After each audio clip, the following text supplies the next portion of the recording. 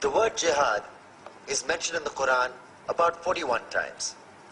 The words mercy, peace, and compassion are mentioned about 355 times. Yes, come in. Come on in, Riaz. Sit down, please. Yeah. Contrary to popular belief in most Western cultures, Islam is a religion that preaches peace and tolerance. Yes, Patricia?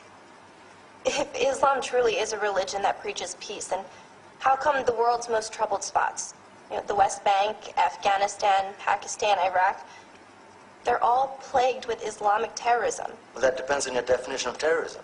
Some might argue that the U.S. invasions of countries like Iraq and Afghanistan are also acts of terrorism. No, those were acts of war to get rid of despotic regimes. Or a means of getting at a country's oil. Conspiracy theories. Well, May I? Yes, please. Go ahead, Riaz. Mr. Khan is right.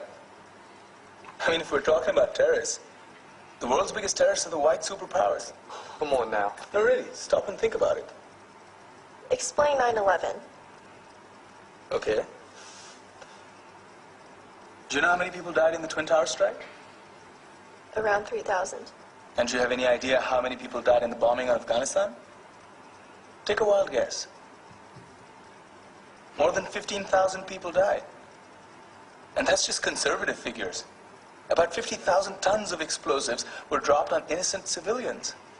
Men, women, children. Yeah, but that was because of the Taliban.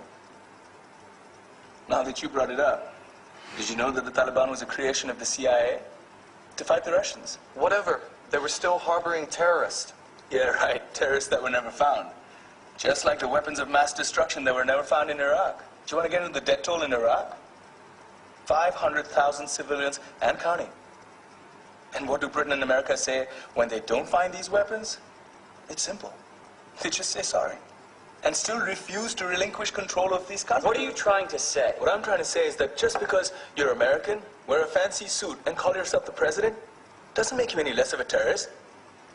I'm saying that if you don't stop meddling in other people's countries, you will face a backlash. If Muslims like you feel that way, then why don't you get out of our country? We will. As soon as you promise to leave ours.